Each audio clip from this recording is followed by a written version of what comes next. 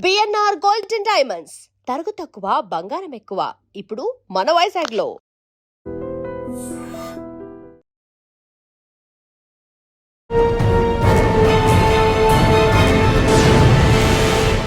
Welcome to crime diaries. ఈ వారం మన గెస్ట్ 2004 బ్యాచ్ పోలీస్ ఆఫీసర్, పేరు ఏ మన్మోహన్ గారు, inspector cyber crime Cyberabad.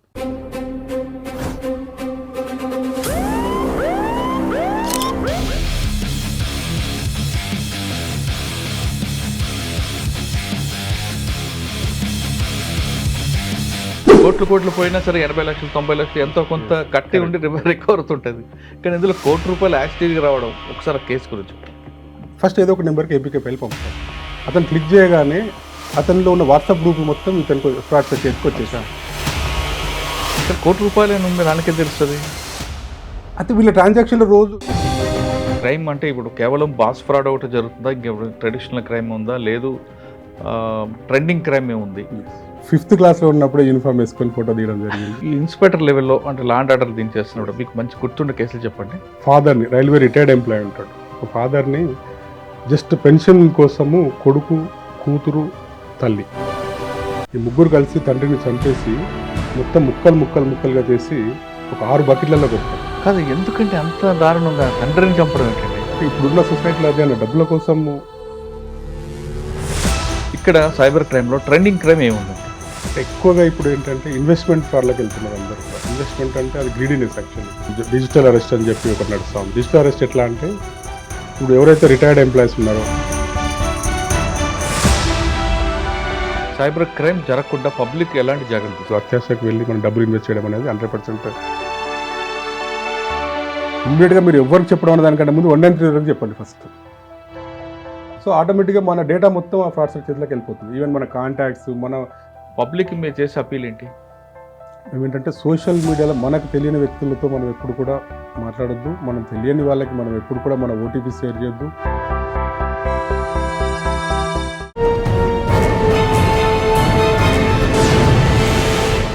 Welcome to crime diaries. ఈ వారం మన గెస్ట్ 2004 బ్యాచ్ పోలీస్ ఆఫీసర్, పేరు ఏ మన్మోహన్ గారు, inspector cyber crime Cyberabad. Cyber క్రైమ్లో కేసు అయిన తర్వాత సాధారణంగా తొందరగా డబ్బులు రావని ఒకటి, వచ్చిన కొంత భాగం వస్తుందని, ఆ వచ్చింది కూడా తొందరగా రాదు, ఎప్పటికో కోర్టుల ద్వారా వస్తుంది, కోర్టుకు వెళ్ళాలి, ఇవన్నీ ఒక్కొక్క నానుడు ఉంది, అదొక అపోహ ఉంది. కానీ ఇటీవల సైబరాబాద్ లిమిట్స్లో ఒక కేసు అయింది. Boss fraud. బాస్ పేరు మీద డబ్బులు ఇవ్వడం, ₹1 ట్రాన్స్ఫర్ అయిన తర్వాత కేవలం 10 రోజుల వ్యవధిలోనే ₹1 యాస్టీస్గా విక్టిమ్కి వచ్చింది. అంటే ఎక్కడ డబ్బులు పోగొట్టుకున్నాడో అదే బాధితుడు ఎటువంటి ఇబ్బంది లేకుండా కేవలం 10 రోజుల్లో మాత్రమే ₹1 చెక్కుని పోలీస్ కమిషనర్ గారు అందజేశారు.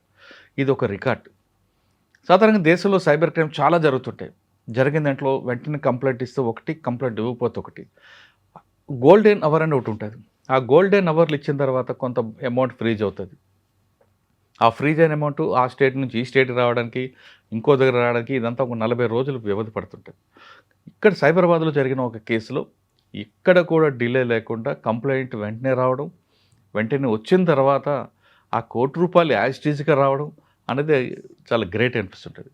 ఆ కేసు ఏంటి, ఎటువంటి కట్స్ లేకుండా, ఎటువంటి డిలే లేకుండా వచ్చిన డబ్బులు ఏంటో సార్ అంటే తెలుసుకుందాం. సార్ నమస్తే అండి. ఫస్ట్ మీకు, మీ టీంకి, సిపి గారికి కంగ్రాచులేషన్. Thank you. ఇందాక చెప్పినట్టుగా సైబర్ క్రైమ్లో చాలా డిలే అవుతుంటాయి. కానీ అసలు ఏంటండి, పెట్టి కంప్లైంట్ ఇవ్వడం ఏంటి, ఒక 10 days గ్యాప్ తీసుకోవడం ప్రొసీజర్ కోసం, కోట్లు పోయినా సరే 80 లక్షలు 90 లక్షలు ఎంతో కొంత కట్టి ఉండి రికవర్ అవుతుంటుంది. కానీ ఇందులో ₹1 యాజిటీస్గా రావడం, ఒకసారి కేసు గురించి చెప్పండి.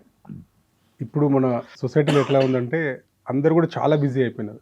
అందరు కూడా చాలా బిజీ అయిపోయి ఇప్పుడు మాట్లాడుకోవడమే తక్కువ అయిపోయి మొత్తం కూడా అంత WhatsApp chatting, SMS, text, even మన మార్నింగ్ గుడ్ మార్నింగ్ నుంచి ఈవెన్ నైట్ గుడ్ నైట్ వరకు కూడా only WhatsApp chattings, SMS chatting అంత టెక్స్ట్లోనే జరుగుతూ ఉంది.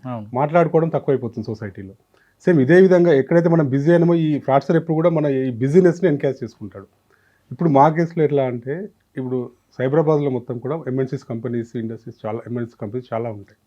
వీళ్ళు ఏం చేస్తున్నారంటే వీళ్ళు ఫేస్బుక్లలో, తర్వాత అక్కడ ఫేస్బుక్లలో నెట్లో కూడా అంతా కూడా వాళ్ళ ఎంఎన్సీ కంపెనీ సిఇఓ పేర్స్, సిఇఓలు, ఎండీలు వాళ్ళంతా కూడా పేర్లు అవన్నీ కూడా మెన్షన్ అయ్యి ఉంటుంటాయి అన్నట్టు. తర్వాత ఈ పిల్లలు కూడా జాబ్స్ కోసం, అంటే ఎవరైతే యూత్ పిల్లలు ఉన్నారో జాబ్ కోసం అందరు కూడా ఈ లింక్డ్ఇన్లలో, తర్వాత ఫేస్బుక్ అక్కడ ఇక్కడ చూసేసి వీళ్ళంతా కూడా డీటెయిల్స్ అంతా ఇస్తున్నారు. ఫ్రాడ్స్టర్ ఏం చేస్తారంటే ఫస్ట్ డైరెక్ట్ ఎప్పుడు కూడా ఎండీ దగ్గరికి రీచ్ కావడు. వాళ్ళ అకౌంటెంట్స్, తర్వాత వాళ్ళ సెకండ్ లెవెల్ వాళ్ళకి ఒక ఏపీకే ఫైల్ పంపుతాడు. ఫస్ట్ ఏపీకే ఫైల్ పంపగానే ఆ డేటా మొత్తం కూడా ఫ్రాడ్స్టర్ చేతిలోకి వెళ్ళిపోతుంది. సార్ ఏపీకేఫ్లో పంపుతారు సెకండ్ లెవెల్కి. ఆ సెకండ్ లెవెల్ వాళ్ళు మంచి కంపెనీ, మల్టీ లెవెల్ కంపెనీ పనిచేసిన వాళ్ళకి ఎలా తెలుస్తుంది?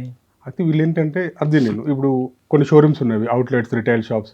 మా దగ్గర జరిగింది శారీస్ రిటైల్ అవుట్లెట్ షాప్. అది వీళ్ళంతా కూడా ఏంటంటే సోషల్ మీడియాలో అడ్వర్టైజింగ్ యాడ్స్ ఇస్తుంటారు. అడ్వర్టైజింగ్ యాడ్స్ ఇచ్చినప్పుడు వీళ్ళు కొన్ని నెంబర్స్ ప్రొపరేటర్ అని, ఎండి అని కొన్ని నెంబర్స్ మెన్షన్ చేస్తారు. వాళ్ళ నెంబర్స్ని క్యాప్చర్ చేసేసి ఒక ఫస్ట్ ఏదో ఒక నెంబర్కి ఏపీకే ఫైల్ పంపుతారు.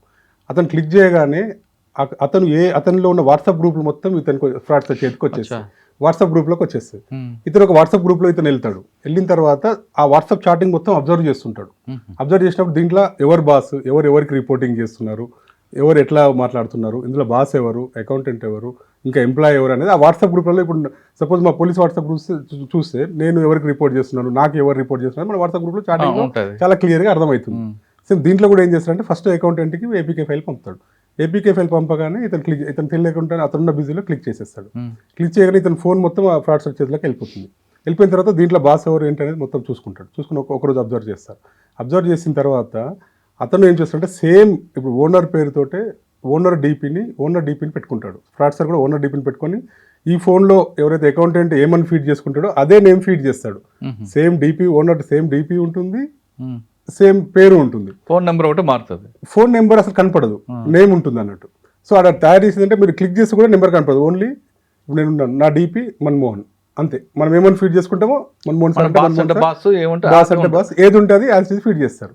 తర్వాత ఆ ఫీడింగ్ ఫస్ట్ జరుగుతుంది. తర్వాత ఏం జరుగుతుందంటే అసలు మన ఇద్దరి మధ్యలో కన్వర్జేషన్ ఏం జరుగుతుంది, చాటింగ్ ఏం జరుగుతుంది అనేది కూడా same font, same text, same స్లాంగ్లో.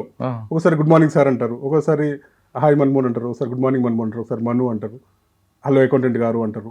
So ఏం చాటింగ్ జరుగుతుందో ఆ చాటింగ్ కూడా అబ్జర్వ్ చేస్తారు. చేసేసి సేమ్ స్టైల్లో, సేమ్ ఫాంట్లో, సేమ్ టెక్స్ట్ వస్తుంది అన్నట్టు. అంటే అసలు అకౌంటెంట్ అసలు ఐడెంటిఫై చేయలేడు. రొటీన్గా ఏమైతే ఎట్లా ఒక 4-5 రోజుల చాటింగ్ ఎట్లా ఉందో యాస్టీజ్గా అరే ఇది మా బాసే పంపించిన అన్నట్టుగా జరుగుతుంది అన్నట్టు అని చూసుకుంటారు. సో అకౌంటెంట్ వెంటనే దొరకగానే చేయడు, ఫస్ట్ ఏపీకే ఫైల్ పంపుతాడు, ఆ వాట్సాప్ గ్రూప్లోకి వెళ్తాడు. వాట్సాప్ గ్రూప్లో ఎవరెవరు ఏంటి అనేది మొత్తం తెలుసుకుంటారు, ఎవరెవరు కన్వర్జేషన్ ఎట్లా ఉందో తెలుసుకుంటాడు. చాటింగ్ తెలుసుకున్న తర్వాత అప్పుడు అకౌంటెంట్ చూసుకొని అకౌంటెంట్కి ఏం చెప్తారంటే మన కేసులో ఏం చేస్తారంటే అకౌంటెంట్ని చూసిన తర్వాత వెంటనే అర్జెంటుగా 1 crore పంపించండి, 1 crore ట్రాన్స్ఫర్ చేయండి అంటారు. అంటే ఏ అకౌంట్ ఇచ్చారంటే మన కంపెనీ అకౌంట్ ఇచ్చేసారని అకౌంటెంట్ ఎస్, మన అకౌంట్ ఎస్ అంతే, ఎస్ నో మాట్లాడేది ఏమి ఉండదు, ఓన్లీ చాటింగ్ అంతే. సరే ₹1 కోటి ఉంది నాకే తెలుస్తుంది. అయితే వీళ్ళ ట్రాన్సాక్షన్లో రోజు ఇప్పుడు వాట్సాప్ చాటింగ్లో డైలీ 1 crore ట్రాన్సాక్షన్ జరుగుతుంటుంది. సో అంతకుముందు రోజు 1 crore జరుగుతుంది, అంతకుముందు రోజు ఇదంతా కూడా ఈ షాప్లో ఏంటంటే డైలీ 2 crore టర్న్ ఓవర్ జరిగే కంపెనీ అది. సో రిటైల్ షాప్ అట్లా అమౌంట్ ఉంది కాబట్టి రోజు 1 crore చేసుకుంటూ పోతున్నారు. అంటే డైలీ 1 crore చేస్తారు వీళ్ళు అనేది అర్థమైపోతుంది మనకు గత 4-5 రోజుల చాటింగ్ చూస్తే. సో దాన్ని ఫస్ట్ గ్రాస్ప్ చేస్తాడు. తర్వాత సింపుల్గా మీరు 1 crore ట్రాన్స్ఫర్ చేయండి అంటారు. సరే ఎవరికి పంపాలని చెప్పి ఇతను అంటారు. అంటే ఇమీడియట్గా నేను ఒక number account number, I will send account number అంతే, ఓన్లీ చాటింగే. అకౌంట్ నెంబర్ పంపుకొని వెంటనే అతను 1 crore ఆర్డీ చేసేస్తాడు. చేసిన తర్వాత సరే ఆల్రెడీ ఐ సెంట్, ఓకే నేను చెక్ చేస్తాను అంతే. జస్ట్ ఇదంతా కూడా 1 minute ట్రాన్సాక్షన్లో జరుగుతుంది. 1 minute-లోనే ట్రాన్సాక్షన్ జరుగుతుంది. వెళ్ళగానే ఇమీడియట్గా అక్కడికి వెళ్తుంది. ఇక్కడ తర్వాత అమౌంట్ ట్రాన్స్ఫర్ అయిన తర్వాత టెక్స్ట్ మన మెసేజ్ మాత్రం ఎవరికి వెళ్తుంది, ఒరిజినల్ ఓనర్కి వెళ్తుంది. అవును, your account was deducted 1 crore అని చెప్పేసి బ్యాంక్ నుంచి ఓనర్కి వెళ్తుంది. ఓనర్ ఎంట్రీ చూసుకుని అకౌంట్ కాల్ చేస్తాడు, 1 crore ఎవరికి ట్రాన్స్ఫర్ చేసినాం అని చెప్పేసి. మీరే చెప్పారు కదా సార్, ఇప్పుడు మీరు చెప్పిన అకౌంట్కి ట్రాన్స్ఫర్ చేశాను, అప్పుడు కాల్ వస్తుంది. అంతసేపు చాటింగే జరుగుతుంది. ఎప్పుడైతే 1 crore ట్రాన్స్ఫర్ అయ్యి అతనికి మెసేజ్ వస్తుంది, ఒరిజినల్ ఓనర్కి మెసేజ్ పోతుందో ఒరిజినల్ ఓనర్ అకౌంటెంట్కి కాల్ చేస్తాడు. కాల్ చేసి ఎవరికి పంపిస్తున్నారు అనుకుంటే సార్ మీరు చెప్పిన వాళ్ళకి పంపిస్తున్నా అంటారు. నేను ఎప్పుడు నేను చెప్పలేదు కదా అంట. ఇదంతా కూడా 1 minute transaction 1 minute span of 1 minute-లోనే జరుగుతుంది అన్నట్టు. ఇమీడియట్గా అట్లా జరుగుతుంది. సో వెంటనే అతను ఏం చేస్తారంటే ఇక్కడ ఈ కేసు పర్టికులర్గా దీంట్లో ఇంకొకటి ఏంటంటే గ్రేట్నెస్ ఏంటంటే వాళ్ళది loss and enter within 1 hour వాళ్ళు మనకు కంప్లైంట్ రైజ్ చేస్తారు. అంటే మనం ఎప్పుడు రోజు ప్రతిసారి అవేర్నెస్ చెప్తుంటాం, గోల్డెన్ అవర్ మీరు 1 hour చేయాలి, 1 hour చేయాలంటే చాలా మందికి అది అర్థమవుతుంది. గోల్డెన్ అవర్ ఏంటి, 1 hour ఏంటి అని చెప్పారు. కానీ 1 అవర్లో చేయడం వల్ల రిజల్ట్ ఏంది అనే దానికి ఇది ఒక బెస్ట్ ఎగ్జాంపుల్ కేసు అన్నట్టు. మ్మ్. ఇమ్మీడియట్గా 1 అవర్ చేయడం వల్ల వెంటనే నేను యాజ్ ఐఓగా నేను ఇమ్మీడియట్గా అక్కడ యూపీఐ అకౌంట్ని లేయర్ 1 ఏదైతే ఉంటుందో, అంటే మనం లేయర్ 1 అని అంటుంటాం, ఫస్ట్ అకౌంట్ ఏ అకౌంట్ పంపిస్తారు, ఒకటే సింగిల్ అకౌంట్కి పంపిస్తారు. వెంటనే మనము ఆ అకౌంట్ని ఫ్రీజ్ చేసేస్తాం యూపీఐ అకౌంట్. మనం ఫ్రీజ్ చేసిన వెంటనే ఇంకా మహారాష్ట్ర కేసుని కూడా ఇంకొక 1 crore కూడా పడుతుంది దాంట్లో. తర్వాత మళ్ళీ చిన్న చిన్న 10 lakhs లాగా మొత్తం 2.4 crores వరకు పడుతుంది. మన అకౌంట్ ఫ్రీజ్ చేయడం వల్ల క్రెడిట్ అవుతుంది తప్ప డెబిట్ అవ్వదు. సో ఇమీడియట్గా ఇది ఫ్రీజ్ అయిందని తెలియగానే మీకు ఎలా తెలిసిందండి యూపీఐ అకౌంట్ అనేది ఆ నెంబర్ పెట్టా? మనకు ఆల్రెడీ మనకి అకౌంటెంట్ చార్ట్లో అకౌంట్ నెంబర్ ఉంటుంది. ఈ పలానా అకౌంట్కి ట్రాన్స్ఫర్ చేయండి అని చెప్పేసి అకౌంట్ నెంబర్ ఇచ్చినాడు. సేమ్ నెంబర్ ఎంటర్ మనం నెట్లో అది చూసేసి అదే అకౌంట్ నెంబర్ ఐఎఫ్ఎస్సి కోడ్ చూసుకున్నాం. ఐఎఫ్ఎస్సి చూస్తే అంటే మీరు డైరెక్ట్ గా ఫ్రీ చేసే అధికారం లేదు కదా? పెట్టేసి మనం అంటే త్రూ ఎన్సీఆర్పీ పోర్టల్ అచ్చా 1930 ఉంటుంది. మన వాళ్ళు 1930 ఇమీడియట్ వాళ్ళు 1930 వచ్చేసారు. మన దగ్గర కంప్లైంట్ కూడా వచ్చినారు. సో వెంటనే మనం కూడా మనం బిఎన్ఎస్ఎస్ ప్రకారం మనం కూడా ఒక నోటీస్ పంపించేస్తాం. పంపించేసి ఇది ఫ్రీజ్ ఎక్కడ డ్రా చేయలేదు ఇంకా, అంటే మనం ఇమ్మీడియట్ గా ఫ్రీజ్ చేసినాం కాబట్టి అతను డ్రా చేయలేకపోయినా. జస్ట్ మనం వీళ్ళు కంప్లైంట్ లేట్ ఇచ్చుంటే అది మల్టిపుల్ అకౌంట్లకి ట్రాన్స్ఫర్ అయిపోతుంది. లేయర్ 2 లేయర్ 3 అట్లా మల్టిపుల్ అకౌంట్ ట్రాన్స్ఫర్ అయిపోతుంది. సో ఆ ఛాన్స్ మనం అక్కడ ఇవ్వలేదు అన్నట్టు. ఫస్ట్ లేయర్ మనం వెంటనే ఇమ్మీడియట్ గా విత్ ఇన్ 1 hour మనం క్లోజ్ చేసినాం కాబట్టి ఫర్దర్ గా వెళ్ళలేదు. లేదంటే కూడా ఇప్పుడు ఎప్పుడైతే డబ్బులు రికవర్ అయితే ఇట్లా ఏదైతే అంటున్నారో మనం లేట్ గా కంప్లైంట్ చేయడం వల్ల ఏంటంటే వాళ్ళంతా ఇప్పుడు ఎట్లా ఉన్నారు ఫ్రాడ్స్టర్స్ కూడా మళ్ళీ తీసి డ్రా చేసి ఇంకో దాంట్లో వేయడం అంత అవసరం లేదు. అంతా కూడా ఆటో డెబిట్ పెట్టేస్తున్నారు. ఒక మెయిన్ L1 అకౌంట్కి లేయర్ 1 అకౌంట్ అది ఫస్ట్ ప్రైమ్ అకౌంట్ ఒకటి పెట్టుకుంటున్నారు. దానికి వెంటనే ఆటో డెబిట్ పెట్టేస్తారు. ఇమీడియట్గా చిన్న అకౌంట్స్ ఇందులో డబ్బులు పడగానే వెంటనే ట్రాన్స్ఫర్ అయ్యేటట్టుగా ఆ టెక్నాలజీ కూడా యూజ్ చేయాలి. ఆటో డెబిట్ అకౌంట్ కూడా చేయలేదు వాడు. దీంట్లో ఛాన్స్ కూడా ఇవ్వలేదు మనం. ఆటో డెబిట్ దీంట్లో లేదు. యాక్చువల్గా మనం ఛాన్స్ కూడా ఇవ్వలేదు. ఓకే, ఇమీడియట్గా ఆ డబ్బులన్నీ కూడా క్లోజ్ అయిపోయినాయి. ఎక్కడుందండి ఇది వచ్చేసి యూపీ లక్నో టౌన్లో ఉందండి. లక్నో టౌన్లో ఉంది. వెంటనే మనం ఏం చేస్తాం, మన టీం ఎస్ఐ శ్రీనివాస్, మా టీం ప్రకాష్ వీళ్ళంతా ఒక టీం ఫామ్ చేసేసి ఇమీడియట్గా లక్నోకి పంపించినాం. లక్నో పంపించిన తర్వాత ఆ అకౌంట్ హోల్డర్ ఎవరున్నారు, అకౌంట్ అడ్రస్ అన్ని పట్టి తెలుసుకుని అక్కడ local police BKT police station ఉంది. అక్కడ మనకు పోలీస్ కూడా కోఆపరేట్ చేసినారు. అంటే అందుకంటే ముందే మనం ఇమీడియట్గా ఫ్రీజ్ చేసి వెంటనే బ్యాంక్ స్టేట్మెంట్ తెప్పించుకున్నాం. బ్యాంక్ స్టేట్మెంట్ తెప్పించుకొని కోర్టు ఆర్డర్కి వెళ్ళినాం. దీంట్లో ఒకటి ఏంటంటే డబ్బులు రికవరీ అయ్యే దాంట్లో మన రోల్ ఎంత ఉంటుందో కోర్టు కూడా ఇమీడియట్గా అంతే రోల్ ఉంటుంది. ఎందుకంటే మేజిస్ట్రేట్ గారు మనకి ఇక్కడ కుకట్పల్లి మేజిస్ట్రేట్ ఉన్నారు, మన కన్సర్న్ మేజిస్ట్రేట్. కుకట్పల్లి మేజిస్ట్రేట్ గారు మనం వెళ్ళి పర్సనల్గా నేను మన విక్టిమ్ ఎవరైతే ఉన్నారో వెళ్ళి పర్సనల్ రిక్వెస్ట్ ఇట్లా 1 crore ఉన్నాయి మేడం దీంట్లో ఇట్లా ఉందని చెప్తే మేడం కూడా వెంటనే రెస్పాండ్ అయ్యి మొత్తం మేడం కూడా డేటా అంతా చూసుకొని అంతా ఓకే ఉందని చెప్పి వెంటనే మనకు విత్ ఇన్ 1 day ఆర్డర్ ఇచ్చేసింది. రిఫండ్ కోసం. అంటే మనం డైరెక్ట్ రికవర్ చేయడానికి కూడా అకౌంట్ టు అకౌంట్ ట్రాన్స్ఫర్ మళ్ళీ త్రూ కోర్ట్ ఆర్డర్ ప్రకారం రిఫండ్ చేయాల్సి ఉంటుంది. సో అంటే మనం ఆర్డర్ తీసుకున్నాం 1 day, with in 1 day order తీసుకున్నాం దీంట్లో. అది కూడా గ్రేట్నెస్ అన్నట్టు. అంటే కోర్టు కూడా మనకు అంత కోఆపరేట్ చేస్తున్నాం. వెంటనే ఆ కోర్టు ఆర్డర్ తీసుకొని మన టీం అక్కడికి పంపించేసినాం, యూపీకి లక్నోకి పంపించేసినాం. అక్కడికి వెళ్ళిన తర్వాత అక్కడ ఏంటంటే మనం అడ్రస్ ఏదైతే అకౌంట్ హోల్డర్ అడ్రస్ ఉన్నదో అడ్రస్ వరకు మనం ట్రాక్ చేసుకుంటూ వెళ్ళినాము. అడ్రస్ లొకేట్ చేసిన తర్వాత అక్కడ మనకి కేసు అంటే ఏంటి ఎట్లా ఏం జరిగిందనేది క్లియర్గా తెలుసుకుంటే ఏమవుతుందంటే అక్కడ ఒక అతను దీపక్ కుమార్ అని ఒక అతను ఉంటాడు, 37 years ఉంటాడు. ఇప్పుడు ఆల్రెడీ దీపక్ కుమార్ అని అతను ఒక గత 1 year నుంచి ఒకటి ఆర్ఓ ప్లాంట్ ఇంట్లో రన్ చేస్తుంటాడు. వివేక్స్ పాని అని చెప్పి రాయల్ మోడా ప్రైవేట్ లిమిటెడ్ అనే పేరుతోటి ఒక రిజిస్టర్ చేసేసి మామూలుగా రన్ చేస్తుంటాడు. తర్వాత ఇతనికి ఆకాష్, అంజు అని చెప్పి ఒక ముగ్గురు ఫ్రెండ్స్ ఫామ్ అవుతారు. వీళ్ళు ఎంత కలిపి ఒక సైబర్ క్రైమ్తో మనం ఈజీగా సంపాదించవచ్చు అనే ఉద్దేశంతో వీళ్ళు ఎట్లా ప్లాన్ చేస్తారంటే చిన్న ఒక ఆర్ఓ వాటర్ ప్లాంట్ని పర్ యానం అంటే 600 crores కరెంట్ అకౌంట్ తీయాలి. ఫస్ట్ మనం బల్క్ అమౌంట్ ట్రాన్స్ఫర్ రావాలి అంటే కరెంట్ అకౌంట్ ఉండాలి. సో కరెంట్ అకౌంట్ కోసం వీళ్ళు ట్రాన్సాక్షన్ చేయడం కోసం ఏం చేస్తారంటే అక్కడ బ్రాంచ్ మేనేజర్ కాకుండా బ్రాంచ్ ఫీల్డ్ ఆఫీసర్ ఉంటారు. ఫీల్డ్ ఆఫీసర్ అతని దగ్గర వీళ్ళు సబ్మిట్ చేస్తున్నప్పుడు మా ఆర్ఓ ప్లాంట్లో per 600 crores turn over జరుగుతుందని చూపిస్తారు. చిన్న ఆర్ఓ ప్లాంట్ ఒక 200 yads 50 yads ఉన్న వాటర్ ప్లాంట్ మీద per 600 crores turnover జరుగుతుందంటే almost per month 50 crores turnover జరిగేది. మరి ఇంత పెద్ద మాది ప్రాజెక్ట్ ఇది. సో మా కరెంట్ అకౌంట్ కావాలని చెప్పేసి ఒక ఫేక్ డాక్యుమెంట్ క్రియేట్ చేస్తారు. ఫేక్ డాక్యుమెంట్ క్రియేట్ చేసి వీళ్ళంతా కలిసి ఫీల్డ్ ఆఫీసర్ని మేనేజ్ చేసుకుంటారు. ఫీల్డ్ ఆఫీసర్ మేనేజ్ చేసి అక్కడ కరెంట్ అకౌంట్ ఓపెన్ చేస్తారు. ఏ బ్యాంక్ అంటే అక్కడ వచ్చేసి ఇండస్ ఇండ్ బ్యాంక్. ఇండస్ ఇండ్ బ్యాంక్లో ఒకటి ఓపెన్ చేస్తారు. ఓపెన్ చేసిన తర్వాత మనం ఇమీడియట్గా ఈ అకౌంట్ అంతా డబ్బులు అంతా ట్రాన్స్ఫర్ చేస్తారు. సో మనం అక్కడికి వెళ్ళినాం, వెంటనే బ్రాంచ్కి వెళ్ళినాము. అక్కడ బ్రాంచ్కి వెళ్ళేసి ఈ డీటెయిల్స్ అంతా తీసుకొని ఇమీడియట్గా మనం అతన్ని కస్టడీలో తీసుకోవడం జరిగింది, దీపక్ కుమార్ని. సో దీపక్ కుమార్ ఇంకా దాంట్లో ఆ ఫీల్డ్ ఆఫీసర్ తర్వాత బ్రాంచ్ ఫీల్డ్ ఆఫీసర్ అతను అబ్స్కాండ్ ఉన్నాడు. తర్వాత ఈ అంజు వీళ్ళు కూడా ఆకాష్ కూడా ఇద్దరు కూడా అబ్స్కాండింగ్ ఉన్నారు. అతను తీసుకొని మనం వెంటనే మళ్ళీ అక్కడ లోకల్ కోర్టులో, ఎందుకంటే వేరే స్టేట్ కాబట్టి అక్కడ లోకల్ కోర్టులో ప్రొడ్యూస్ చేసి అక్కడ ట్రాన్స్ఫర్ వారెంట్ తీసుకొని మళ్ళీ ఇక్కడికి రావడం జరిగింది. ఇక్కడికి వచ్చిన తర్వాత మళ్ళీ ఇక్కడ మన దగ్గర కోర్టులో రెగ్యులర్ కోర్టులో ప్రొడ్యూస్ చేస్తున్నాం. సో ఇదంతా కూడా అరెస్ట్ ప్రాసెస్. సో అమౌంట్ గురించి మనం ఏం చేస్తామంటే కోర్ట్ ఆర్డర్ తీసుకొని కోర్ట్ ఆర్డర్ మళ్ళీ బ్యాంకుకి మనం పంపిస్తాం. బ్యాంక్లో కూడా అక్కడ కూడా ఇండస్ బ్యాంక్ వాళ్ళు కూడా మనకి చాలా బాగా కోఆపరేట్ చేస్తున్నారు.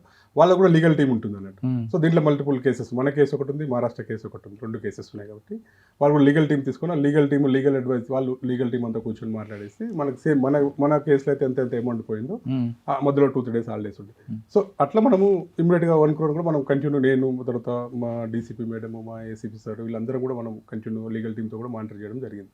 మా cyber crime DCP madam Pushpa గారు మేడం ఉన్నారు, Ravinder Reddy sir ACP sir ఉన్నారు, ఈ మేడం సార్ వీళ్ళంతా కూడా లీగల్ టీంతో పర్సనల్గా మాట్లాడడము. అంటే పెద్ద అమౌంట్ కాబట్టి విక్టిమ్కి ఒక కోటి రూపాయలు అంటే ఆల్మోస్ట్ ఒక ఫ్యామిలీస్ కొన్ని కొలాప్స్ అయిపోయే పరిస్థితి ఉంటుంది. సో ఇమ్మీడియట్గా అందరూ కూడా ఆఫీసర్స్ అందరూ కూడా ఇన్వాల్వ్ అయినారు.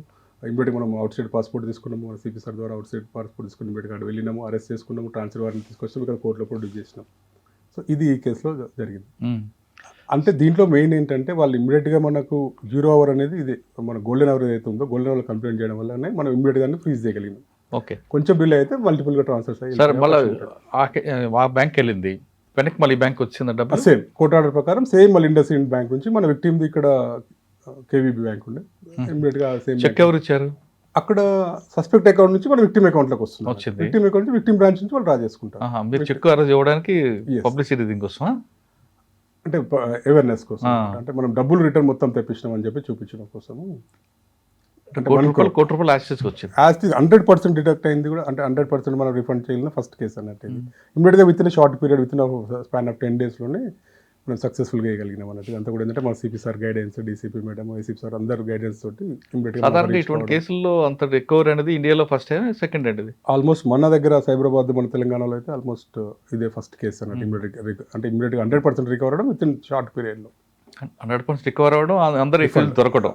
ఇప్పుడు మన ప్రస్తుతానికి మెయిన్ దీపక్ కుమార్ దొరికి రిమాండ్ అయినాడు. ఇంకా కూడా మనం ఇంకా ముగ్గురిని రిమాండ్ చేయాలి. ఇంకా వాళ్ళకి ఈ లేయర్ 1 తో ఉందా, ఇంకా ముందుకు ఉందా, ఇంకెవరు కిన్ పిన్ ఎవరు ఉన్నారు? అంటే దీంట్లో ఇంకా కూడా ఆకాష్ అనే వ్యక్తి ఉన్నాడు. ఆకాష్ ఇంకా ఇద్దరు, ఆకాష్ తర్వాత అక్కడితో తీసుకొని వెళ్ళిపోవడం, లేదా ఇంకెవరైనా క్రిప్టో కరెన్సీ పంపిస్తుంటారా వీళ్ళు? ఇప్పటి వరకు అయితే మనకు ఇంకా మెయిన్ వాళ్ళు దొరకాల్సి ఉంది. దీంట్లో వీళ్ళు ఇమ్మీడియట్గా వేసి మల్టిపుల్ వేరే అకౌంట్ ట్రాన్స్ఫర్ చేసి డ్రా చేద్దాం అనేది వీళ్ళ ఉద్దేశం ఉంది. ఇది ఒకటే చేశారు, ఇంత దీంట్లో ఈ అకౌంట్ మీద మనకు ఆల్రెడీ మహారాష్ట్ర కేసు వచ్చేసింది. మేము ఫ్రీజ్ చేయగానే ఎంటర్ మహారాష్ట్ర అమౌంట్ కూడా 1 crore అందులోనే పడింది. సో ఆల్రెడీ మహారాష్ట్ర ఒక కేసు ఉంది. ఇంకా తర్వాత కూడా ఇంకా 10 lakhs పడినాయి. వీళ్ళు ఈ పెద్ద ప్రాజెక్ట్ అయితే లాస్ట్ జస్ట్ 2 months నుంచి స్టార్ట్ చేస్తున్నారు. ఇది అంతకుముందు చిన్నగా ఉండే, ఇప్పుడు ఈ బల్క్ అమౌంట్ ట్రాన్స్ఫర్ చేయడానికి అంతకుముందు క్రైమ్ రికార్డ్ ఉందా వీళ్ళకి? ఇప్పటికైతే క్రైమ్ రికార్డ్ ఏం రిపోర్ట్ అవ్వాలి, దీపక్ కుమార్ మీద రిపోర్ట్ అవ్వాలి. ఇంకా మెయిన్ వాళ్ళ మీద ఉండొచ్చు ఉంటుందని అనుకుంటాం. ఎందుకంటే వాళ్ళు మాస్టర్ ప్లాన్ చేసి ముగ్గురు కూర్చొని ప్లాన్ చేశారంటే ఇదంతా కూడా. మీరు గోల్డెన్ అవర్లో చెప్తున్నారు. మీరు డిపార్ట్మెంట్కి వచ్చినప్పుడు ఈ క్రైమ్ అంటే లేదు, సైబర్ క్రైమ్స్ లేదు. సైబర్ క్రైమ్స్ అంతా కూడా డిపార్ట్మెంట్లోకి వచ్చిన తర్వాత అప్పుడు traditional crime, white collar reference, ఇవి రకరకాలు ఉండేవి. తర్వాత ఇప్పుడు వచ్చింది. అప్పుడు ఒక క్రైమ్ జరిగినప్పుడు ఆ సీన్ చూడగానే చెప్పేసేవారు మీలాంటి వాళ్ళు, లేదా కొంతమంది సీనియర్ కానిస్టేబుల్ జరిగింది సార్, అక్కడ మీ రోల్ ఎక్కువ ఉండేది. కానీ ఇక్కడ ఇప్పుడు మారుతున్న క్రైమ్లో పబ్లిక్ ఎంత అలర్ట్గా ఉండాలి? క్రైమ్ అంటే ఇప్పుడు కేవలం బాస్ ఫ్రాడ్ ఒకటి జరుగుతుందా, ఇంకెప్పుడు ట్రెడిషనల్ క్రైమ్ ఉందా, లేదు ట్రెండింగ్ క్రైమ్ ఏముంది? ఈ ప్రశ్నకు సమాధానం చెప్పే ముందు 2004లో మన్మోహన్ సింగ్ గారు బై ఛాన్సా బై చాయిసా ఈ యూనిఫామ్ వేసుకోవడం? నేను యాక్చువల్గా 5th classలో ఉన్నప్పుడే యూనిఫామ్ వేసుకొని ఫోటో తీయడం జరిగింది. అంటే మామయ్య, మా అమ్మ వాళ్ళ తమ్ముడు ఆర్మీలో పనిచేస్తూ ఉండే, అమ్మ వాళ్ళ ఫాదర్ కూడా ఫ్రీడమ్ ఫైటర్ ఉండే. మా ఫాదర్ కూడా చిన్నప్పటి నుంచి, మా ఫాదర్ కూడా రిటైర్డ్ టీచర్. చిన్నప్పటి నుంచి మనం పోలీస్ కావాలని చెప్పి నాకు 5th classలో యూనిఫామ్ వేశారు. 5th classలో వేసి పెద్దనక నువ్వు పోలీస్ కావాలని చెప్పేసి 5th class చెప్పి సార్ రిటైర్డ్ పీఈటీ నాన్నగారా? ఫాదర్ నాకు ముందు నుంచి గైడ్ పోలీస్ కావాలని చెప్పేసి అమ్మ బాపు వీళ్ళందరూ కూడా, అంటే మేము బాపు వీళ్ళందరూ కూడా చిన్నప్పటి నన్ను ఎంకరేజ్ చేసినారు. సో నేను చిన్నప్పటి నుంచి కూడా పోలీస్ కావాలనే గోల్ తోటే వచ్చినాను. Just 21 years 14 days SI select అవ్వడం జరిగింది. 2004 బ్యాచ్, జస్ట్ డిగ్రీ అయిపోగానే 2004లో ఎస్ఐగా సెలెక్ట్ అయ్యింది. డిగ్రీ అవగానే కొట్టారా? 2002 డిగ్రీ నాది. 2004లో 2002 degree mass of tank PG science of Saifabad కాలేజ్లో డిగ్రీ కంప్లీట్ చేసినాను. 2004లో ఇమీడియట్గా ఎస్ఐ జాబ్ వచ్చేసింది. ఫస్ట్ పోస్టింగ్ ఎక్కడండి? ఫస్ట్ నేను కుకట్పల్లి ఎస్ఐగా చేశాను. ఇక్కడ ఫస్ట్ కుకట్పల్లి ఎస్ఐ చేశాను, తర్వాత వనస్థలిపురం, తర్వాత మీర్పేట్. సార్ 2004లో ఫస్ట్ పోస్టింగ్ కుకట్పల్లి వచ్చినప్పుడు అక్కడేమో ఛాలెంజ్ ఏమొచ్చిందండి? కుకట్పల్లిలో నేను అంటే ఎస్ఐగా రిపోర్ట్ చేశాను. అక్కడ ఆఫీసర్స్ కూడా బాగుండే. అంటే అప్పుడు లా అండ్ ఆర్డర్ ఎట్లా చేయాలి ఏంటి అనేది అంతా కూడా నాకు ఒక మదర్ పిఎస్ లాగా నెట్టుకోకట్పల్లి. అక్కడనే నేను అండర్ డ్రాఫ్టింగ్ కానీ అక్కడ ఉన్న ఆఫీసర్స్ బాగుండే. రాధాకిషన్ సార్ అప్పుడు ఇన్స్పెక్టర్ ఉండే, తర్వాత రాజేష్ మురళి సార్ ఉండే. సార్ వాళ్ళ దగ్గర నేను చాలా బాగా నేర్చుకుంటే లా అండ్ ఆర్డర్ ఎట్లా చేయాలి పర్ఫెక్ట్, డ్రాఫ్టింగ్ ఎట్లా ఉండాలి, సో మనము క్రిమినల్స్ని ఎట్లా హ్యాండిల్ చేయాలి అనేది చాలా పర్ఫెక్ట్గా నేర్చుకోవడం జరిగింది. ఫస్ట్ పోస్టింగ్ నేను ఎప్పటికీ గ్రేట్గా చెప్పుకుంటుంటాను అన్నట్టు కూకట్పల్లి ఎస్ఐగా పనిచేస్తాను. ఓకే, కూకట్పల్లి తర్వాత నేను వనస్థలిపురం ఎస్ఐ. ఏముందండి అక్కడ? వనస్థలిపురంలో మళ్ళీ ఒక డిఫరెంట్గా ఉంటుంది. అక్కడ కూడా అంటే హైలీ ఎడ్యుకేట్ ఉంటాయి, ఎన్జిఓస్ ఎంప్లాయీస్ ఎక్కువగా ఉంటారు, హైవే ఉంటుంది. సో అక్కడ డిఫరెంట్ అట్లా ఉంటుంది. ఇన్స్పెక్టర్ ప్రమోషన్ రాగానే అంటే నేను అంటే మీరు ఎస్ఐగా కూకట్పల్లి, వనస్థలిపురం, మీర్పేట్ మూడు పోస్ట్. అప్పుడు మా 2004 బ్యాచ్ షార్ట్లీ ప్రమోషన్ రావడం జరిగింది. మీర్పేట ద్వారా ప్రమోషన్ వచ్చింది. మీర్పేట నుంచి ప్రమోషన్ వచ్చి తర్వాత మాదాపూర్ ఎడ్స్ ఇన్స్పెక్టర్కి వచ్చినాను. అట్లా మీర్పేటలో ఉన్నప్పుడే మనకు అప్పుడు ఆల్ ఇండియా డ్యూటీ మీట్లో నాది యాజ్ ఎస్ఐగా ఆల్ ఇండియా డ్యూటీ మీట్లో పార్టిసిపేట్ చేస్తాను. అంటే ఫోరెన్సిక్ సైన్స్ డ్యూటీ మీట్లో ఒక గోల్డ్ మెడల్, ఒక బ్రాంజ్ మెడల్, ఒక సిల్వర్ మెడల్, మొత్తం 3 మెడల్ వచ్చినాయి ఆల్ ఇండియా అంటే నేషనల్ ఫోరెన్సిక్ సైన్స్ డ్యూటీ మీట్లో. తర్వాత 2023లో కూడా నేను ఇక్కడ రాచకొండలో ఉన్నప్పుడు అక్కడ డ్యూటీ మీట్లో పార్టిసిపేట్ చేసిన. అక్కడ కూడా లా రిటర్న్ ఎగ్జామ్ అప్పుడు మధ్యప్రదేశ్ భోపాల్లో జరిగిండే, అక్కడ కూడా నాకు గోల్డ్ మెడల్ రావడం జరిగింది. అంటే ఓవరాల్గా మనకి ఆ గోల్డ్ మెడల్స్ రావడం వల్ల ఆల్మోస్ట్ ఒక 7 అడ్వాన్స్ ఇంక్రిమెంట్స్ వచ్చినవి, ఒక 4 lakhs క్యాష్ రివార్డ్ కూడా నేను రిసీవ్ చేసుకుని ఉన్నాను. ఓకే, మీర్పేట తర్వాత మీరు మల్కాజ్గిరి, కుషాయిగూడ, మల్కాజ్గిరి ఇన్స్పెక్టర్గా చేశాను. అంటే మీర్పేట తర్వాత నేను మహేశ్వరం ఇన్స్పెక్టర్గా చేశాను. మహేశ్వరం తర్వాత మీర్పేట ఇన్స్పెక్టర్ చేశాను. అక్కడ నుంచి మల్కాజ్గిరి వెళ్ళాను. మల్కాజ్ నుంచి కుషాయిగూడ వెళ్ళినాను. కుషాయిగూడ తర్వాత కొన్ని రోజులు అబ్దుల్లాపూర్ మీట్ చేసిన తర్వాత ఎలక్షన్ కోల్లో తర్వాత బయటకు రావడం జరిగింది. ఈ ఇన్స్పెక్టర్ లెవెల్లో అంటే లా అండ్ ఆర్డర్ దించేస్తున్నప్పుడు మీకు మంచి గుర్తుండే కేసులు చెప్పండి. మల్కాజ్గిరిలో ఉన్నప్పుడు మల్కాజ్గిరిలో ఒకటి అప్పుడు మౌలాలీలో ఫాదర్ని, రైల్వే రిటైర్డ్ ఎంప్లాయీ ఉంటాడు, ఒక ఫాదర్ని జస్ట్ పెన్షన్ కోసము కొడుకు, కూతురు, తల్లి అంటే అతని భార్య, అతని కొడుకు, అతని కూతురు ముగ్గురు కలిసి అతనికి దతురా సీడ్స్, దతురా పౌడర్ పెట్టేసి, అంటే అతను డబ్బులు ఇవ్వకపోయేసరికి ఇతను చంపేస్తే తండ్రిని మర్డర్ చేసేసి మిస్సింగ్ కేసు లాగా క్రియేట్ చేసి తర్వాత అన్డిటెక్టెడ్లో క్లోజ్ చేపిస్తే దొరకకపోతే తర్వాత పెన్షన్ స్కీమ్ మొత్తం మనకు వస్తుంది అని చెప్పేసి ఈ ముగ్గురు కలిసి ప్లాన్ చేసి, ఆ అమ్మాయి కూడా ఆర్గానిక్ కెమిస్ట్రీ స్టూడెంట్ ఉంటుంది. సో ఎట్లా ఫాదర్ని పాయిజనస్ చేయాలని చెప్పేసి ఆమె నెట్లో బ్రౌజ్ చేసి దతురా సీడ్స్, దతురా పౌడర్ అన్నట్టు ఉమ్మెత్త అంటుంటాం జనరల్, ఉమ్మెత్త పౌడర్ పెట్టేసి అతన్ని అన్కాన్షియస్ చేస్తుంది అన్నట్టు. కూతురు అన్కాన్షియస్ చేసిన తర్వాత కొడుకు, తల్లి అంటే అతని భార్య కలిసి అతన్ని అది దతురా పౌడర్ అంతా కూడా చికెన్లో కలిపి పెడతారు, అతనికి తినేసి పడుకుంటాడు, అన్కాన్షియస్ అయిపోతాడు. నైట్లో తల్లి, ఈ ముగ్గురు కలిసి, మెయిన్లీ కొడుకు, ఈ ముగ్గురు కలిసి తండ్రిని చంపేసి మొత్తం ముక్కలుగా చేసి ఒక 6 బకెట్లలో పెడతారు. 6 బకెట్లలో. అప్పట్లో ఇది బాగా సెన్సేషనల్ కేసు అయ్యింది. ఇప్పుడు CP sir Mahesh Babu sir, CP sir Rajakonda CP సార్గా ఉండే సార్ గైడెన్స్లో దీన్ని మనం చాలా పర్ఫెక్ట్ టెక్నికల్ ఎవిడెన్స్ కూడా కలెక్ట్ చేసి ఎట్లా టెక్నికల్ ఎవిడెన్స్ ఎట్లా అంటే ఈ అమ్మాయి బ్రౌజ్ చేసిన హిస్టరీ కూడా మనం ఎక్స్ట్రాక్ట్ చేయించడం జరిగింది అన్నట్టు. సో చంపేసి 6 బకెట్లలో పెట్టి 3 days అదే ఇంట్లో ఉంటారు వాళ్ళు. అది బాడీ డిస్పోజ్ చేయడానికి వాళ్ళకి వీలు పడదు. ఎదురుగా ఇంట్లో పెళ్లి జరుగుతుంది, అంత అడవుడు ఉండి ఇది బయటికి తీసుకుపోవడానికి వీలు పడదు వాళ్ళకి. సో అట్లా ఆ డెడ్ బాడీ పీసెస్ చేసి 6 బకెట్లు ఇంట్లో పెట్టుకొని అదే ఇంట్లో వాళ్ళు 2 nights ఉంటారు, 3 days 2 nights ఉంటారు. అంటే జస్ట్ స్ప్రేస్ కొట్టుకుంటా, ఫినాయిల్ వాడుతూ కడుకుంటా, స్ప్రేస్ కొట్టుకుంటా అదే ఇంట్లో లైవ్ ఉంటారు వాళ్ళు ముగ్గురు. తినుకుంటూ పడుకుంటూ అదే ఇంట్లో ఉంటారు. తర్వాత 3వ రోజు బాగా స్మెల్ వచ్చేసరికి పక్కన వాళ్ళు చూసి మనకు కాల్ చేయడం జరుగుతుంది. ఇప్పుడు పోలీసు పోయేసరికి వాళ్ళు అబ్స్కాండ్ అయిపోతారు. మనం ఆ కేసులో చాలా పర్ఫెక్ట్గా ఈమె ఉమ్మెత్త పూలు ఎక్కడి నుంచి వచ్చింది, ఎట్లా వచ్చింది, అదంతా కూడా డేటా కలెక్ట్ చేయడం జరిగింది. తర్వాత మళ్ళీ ఇతను 6 బకెట్లు ఒక చైనా బజార్లో కొంటాడు. ఆ బకెట్లో అతను అన్ని కూడా అక్కడ ఉన్న సీసీ ఫుటేజ్ తీసుకోవడం జరిగింది. ఒక ఆటోలో ట్రాన్స్పోర్ట్ చేస్తున్న మనం ఆటో డ్రైవర్ని ట్రేస్ చేసి ఆటో డ్రైవర్ స్టేట్మెంట్ కూడా రికార్డ్ చేయడం జరిగింది. ఇట్లా ఈ టెక్నికల్ ఇన్వెస్టిగేషన్ ఎక్కడ మిస్ కాకుండా ఆఫీసర్స్ ఇన్స్ట్రక్షన్ ప్రకారం మనంతా కూడా ఒక ప్లాన్ ఆఫ్ యాక్షన్ పేపర్గా రాసుకొని దీంట్లో మొత్తం పర్ఫెక్ట్ చార్జ్ షీట్ ఫైల్ చేస్తే అందులో కొడుక్కి కూతురు ఇద్దరు కూడా ఉరిశిక్ష పడింది. మల్కాజ్గిరి కోర్టులో ఫస్ట్ టైం ఇద్దరికి ఉరిశిక్ష పడింది. అయితే దాంట్లో తల్లి కూడా ఉరిశిక్ష, అంటే భార్య కూడా ముగ్గురికి ఉరిశిక్ష పడాల్సిన కేసు అది. అంటే ఏంటంటే ఆల్రెడీ ఆమె 65 years ఉంటుంది భార్య. సో ఏజ్ ఫ్యాక్టర్లో ఆమెకి లైఫ్ పనిష్మెంట్ ఇస్తారు. ఇద్దరు కూతురు కొడుకు ఇద్దరు కూడా డెత్, అంటే ఇప్పుడు రీసెంట్గానే డెత్ పనిష్మెంట్ అవుతుంది, అంటే హ్యాంగింగ్ పనిష్మెంట్ అవుతుంది. సో మల్కాజ్గిరిలో ఫస్ట్ టైం ఆ కేసులో హ్యాంగింగ్ పనిష్మెంట్ అయింది. ఇద్దరు జైల్లో ఉన్నారు, ప్రజలు జైల్లో ఉన్నారు. ఉరిశిక్ష ఉంది, ఉరిశిక్ష అయ్యింది అన్నట్టు, సెంటెన్స్ అయ్యింది. కాదు, ఎందుకంటే అంత దారుణంగా తండ్రిని చంపడం ఏంటండి? అంటే ఇప్పుడున్న సొసైటీలో అదే అన్న, డబ్బుల కోసం అసలు మానవీయ విలువలు అనేవి కనుమరుగైపోతున్నాయి అన్నట్టు. అసలు యాక్చువల్గా ఏంటంటే డబ్బుల కోసం ఏమైనా చేయడానికి సిద్ధంగా ఉన్నారు పిల్లలు. అంటే ఆయన చంపితే డబ్బులు వచ్చేస్తాయి ఆయనకి? అంటే ఆ పెన్షన్ డబ్బులు వీళ్ళకి నెక్స్ట్ వీళ్ళ లీగల్ ఎయిడ్స్ కాబట్టి నెక్స్ట్ పెన్షన్ డబ్బులు కూడా వీళ్ళకి వస్తుంది. అవును, ఆయన రిటైర్ అయిపోతే వస్తాయి కదా. ఆల్రెడీ రిటైర్డ్ అతను వచ్చిన డబ్బులు ఇవ్వట్లేదు వీళ్ళకి, ఇవ్వట్లేదు కాబట్టి అతను చంపేసిందంటే నెక్స్ట్ ఆల్టర్నేట్ గా లీగల్ తల్లి కూడా తల్లి పేరు వీళ్ళు ముగ్గురు తీసుకోవచ్చు అని చెప్పి. సో ప్రాపర్టీ ఉంది, ప్రాపర్టీ కూడా అమ్మేసి వీళ్ళ తీసుకోవచ్చు అని చెప్పేసి ఇది జరుగుతుంది. అట్లా జస్ట్ కేవలం పెన్షన్ డబ్బుల కోసం ఇంత క్రూరంగా సరే, కొడుకంటే ఆలోచించాడు. కూతురికి ఏమైందండి? అసలు తండ్రికి కూతురు అంటే ఇష్టం ఉంటుంది కదా, కూతురు కూడా తండ్రి అంటే ఇష్టం ఉంటుంది. కూతురు కంటే ఇప్పుడు భార్య కూడా పిల్లలకి సపోర్ట్, భార్య కూడా సపోర్ట్. అంటే వాళ్ళు ఎంత క్రిమినల్ గా ఆలోచించారంటే జస్ట్ ఖర్చుల కోసం, డబ్బుల కోసమే. వాడు 35-40 years వాడు మంచిగా పని చేసుకొని బతకచ్చు, కానీ కేవలం తండ్రి సంపాదన, తండ్రి మీరు ఏం పని చేస్తలేరు, ఖాళీగా ఉంటున్నారు ఇంట్లో అని తిట్టినందుకు అట్లా కొంత కోపం పెట్టుకున్నారు. రోజు ఇంట్లో ఉండి మమ్మల్ని తిడుతున్నాడు అని సార్. మీరు వాళ్ళతో మాట్లాడుంటారు కదా, కేసు అయిన తర్వాత జైలుకి వెళ్తాం ఇవన్నీ వాళ్ళు ఊహించలేదా? వాళ్ళు అంటే మేము తీసేసి మొత్తం ముక్కలు చేసి డిస్పోజ్ చేసి జిహెచ్ఎంసీ దాంట్లో పడేస్తే అది ఎక్కడో డంప్లోకి వెళ్ళిపోతుంది, అసలు మేము దొరకమనే ఫీలింగ్లో ఉన్నారు. ఈ అమ్మాయికి ఆల్రెడీ నెట్ బ్రౌజ్ చేసే అలవాటు ఉంది. సో అమ్మాయి తండ్రి ఎట్లా కాన్సిక్వెన్స్ చేస్తుంది, మనం ఎట్లా ఎస్కేప్ కావాలి కేసు నుంచి, మనం అంటే ఎట్లా కనపడకుండా ఎవిడెన్స్ లేకుండా ఎట్లా చేయాలని వాళ్ళు బ్రౌజ్ చేస్తున్నారు దాంట్లో. సో అంత చదువుకున్న అమ్మాయి అంత బ్రౌజ్ చేసి ఎట్లా ఇప్పుడు అంతా కూడా సోషల్ మీడియా వచ్చిన తర్వాత యూట్యూబ్స్ ఇవి అవి నెట్లోకి పోయి చూడడము. బాధ అనిపించలేదు అడిగారా?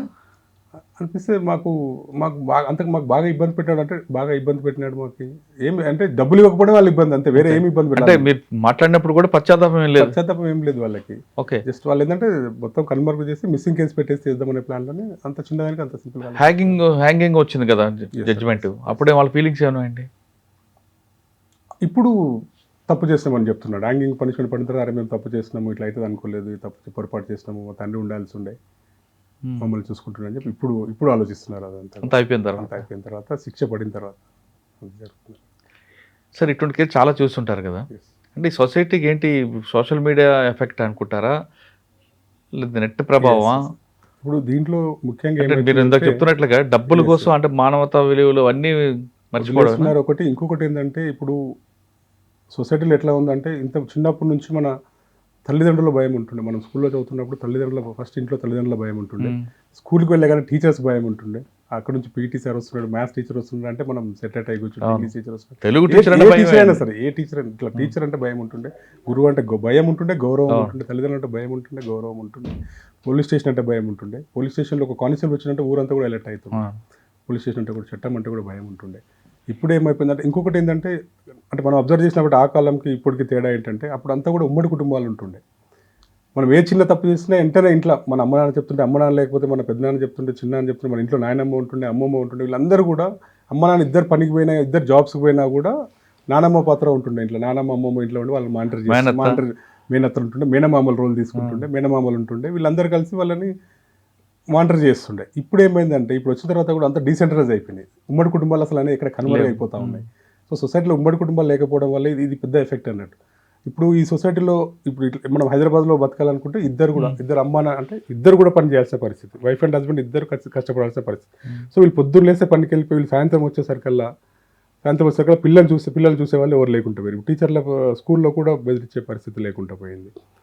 ఈ మధ్య కాలంలోనే ఎప్పుడైతే కరోనా వచ్చినప్పటి నుంచి పిల్లలు ఆటోమేటికల్లీ అడిక్టెడ్ అయిపోయినారు ఫోన్లకి. ఎట్లా అంటే అసలు అన్ని ఆన్లైన్ క్లాసెస్ రావడము. సో బై డిఫాల్ట్ మనమే పిల్లలకి మీ క్లాస్ స్టార్ట్ అయింది ఇవ్వండి ఫోన్ అని చెప్పేసి మనం ఫోన్స్ ఇచ్చి మనకు తెలియకుండానే పిల్లలు అడిక్ట్ అయిపోయినారు. అదొకటే కాకుండా అన్నం తినిపోయి ఏడుస్తున్నాయి, ఫోన్ ఇస్తున్నాం. వాళ్ళకు ఇప్పుడు అది ఒక ప్రాబ్లం. ఈ పిల్లలు ఏడుస్తున్నారంటే మనమే ఫోన్ ఇచ్చి ఫోన్లో గేమ్స్ పెట్టేసి, గేమ్స్ లేకుంటే చిన్న చిన్న యూట్యూబ్స్ అవి పెట్టేసి పిల్లలకి మనమే తెలియకుండా మనమే అలవాటు చేస్తున్నాం అన్నట్టు. సో అట్లా ఓవర్ పీరియడ్ మనం వాళ్ళ కంట్రోల్ తప్పిపోతున్నారు పిల్లలు. దాంట్లో చూసి చిన్నప్పటి నుంచి క్రైమ్స్ నేర్చుకుంటున్నారు. చిన్నప్పటి మనం రీసెంట్గా నల్గొండ కేసు చూస్తే టీచర్నే ఇద్దరు పిల్లలు మైనర్స్ పోయి 27 సార్లు కూడా చంపేసినట్టు, అది ఇంకా ఎంత బ్రూటల్. అంటే సొసైటీ అట్లా తయారవుతుంది అన్నట్టు. ఈ ఫోన్స్కి అడిక్షన్ అయిపోయి ఇదంతా కూడా అంటే వాళ్ళు మానిటర్ చేసే వ్యవస్థ లేకుండా పోయిందంటే ఇంట్లో నుంచే మానిటర్ అంటే లేకుండా అయిపోతుంది అన్నట్టు. అంతా కూడా డీసెంట్రలైజ్ ఫ్యామిలీస్ అయిపోయినాయి. స్కూల్లో మీరు చెప్తున్నట్టుగా తల్లిదండ్రులు కొట్టే పరిస్థితి లేదు, టీచర్స్ ముట్టుకోవట్లేదు కూడా, టీచర్స్ పరిస్థితులు కూడా లేదు. పోలీస్ స్టేషన్ లాగా వస్తే వేరే సైబర్ క్రైమ్. మీరు 2004 వచ్చినప్పుడు అసలు మీకు సైబర్ క్రైమ్ లేదు, మీరు పనిచేస్తున్న కుషాగూడ, మల్కాజ్గిరిలో ఎక్కడ కూడా ఎదురవ్వలేదు. ఆల్రెడీ అంటే 2018 నుంచి స్టార్ట్ అయిపోయింది. Start అయింది. సైబర్ క్రైమ్ స్టార్ట్ అయిపోయింది. కానీ మల్కాజ్గిరి ఎక్స్క్లూజివ్గా దీని మీద ఇప్పుడు నేను అంటే ల్యాండ్ ఆర్డర్ ఎస్హెచ్ఓగా ఉన్నాను. మల్కాజ్గిరి కానీ SHO ఎక్స్క్లూజివ్గా దీంట్లోకి వచ్చారు కదా ఇప్పుడు. ఇప్పుడు ఎక్స్క్లూజివ్ ఇప్పుడు సైబర్ క్రైమ్స్ లో ఉన్నాను. ఇక్కడ సైబర్ క్రైమ్లో ట్రెండింగ్ క్రైమ్ ఏముందండి? ఎక్కువగా ఇప్పుడు ఏంటంటే ఇన్వెస్ట్మెంట్ ఫ్రాడ్లోకి వెళ్తున్నారు అందరూ కూడా. ఇన్వెస్ట్మెంట్ అంటే అది గ్రీడీనెస్ యాక్చువల్లీ.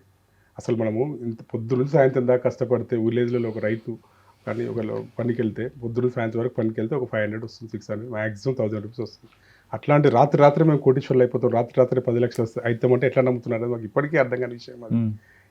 అసలు నైట్ అది కూడా మనకి అన్నోన్ పర్సన్స్ తోటి అక్కడ అవతల సైడ్ ఎవరు మాట్లాడుతున్నారు, ఎవరు తెలుస్తున్నారు లేదు, పార్ట్ టైం జాబ్ అని చెప్పి ఇప్పుడు లేడీస్ అంతా కూడా ఇంట్లో ఉండి సరే మనం అంటే వాళ్ళ ఉద్దేశం ఏంటంటే మన హస్బెండ్ మనం కొంత కోఆపరేటివ్ ఉంటాం కదా, చదువుకున్న మ్యాక్సిమం ఇప్పుడు అంతా కూడా చదువుకున్న వాళ్ళే, సో ఎంతో కొంత సపోర్ట్ చేస్తాం కదా అని ఉద్దేశంతో వీళ్ళు ఆ ఉద్దేశంతో వీళ్ళు వస్తున్నారు. కానీ తెలియకుండానే ఆ ఫ్రాడ్లోకి అందులోకి వెళ్ళిపోతున్నారు అన్నట్టు. పార్ట్ టైం జాబ్ మీకు చిన్న రివ్యూస్ కొడితే 500 ఇస్తాం, 100 రూపాయలు ఇస్తాము, తర్వాత టాస్క్లు ఇస్తారు. ఫస్ట్ టాస్క్ ఇచ్చి తర్వాత ఇంకా మీరు ఇంకా ఎక్కువ టాస్క్ చేస్తే మీకు ఇస్తామని చెప్పి ఫస్ట్ టాస్క్లు ఇస్తారు. తర్వాత ఇన్వెస్ట్మెంట్ తీసుకెళ్తారు అన్నట్టు. ఇన్వెస్ట్మెంట్ తీసుకెళ్ళి మీరు 1000 చేయండి మీకు 2000 ఇస్తాం, 5000 చేయండి 10,000 ఇస్తాం, అట్లా లక్షలకు వెళ్ళిపోయి క్రోడ్స్ లాస్ అయిన వాళ్ళు కూడా ఉన్నారు.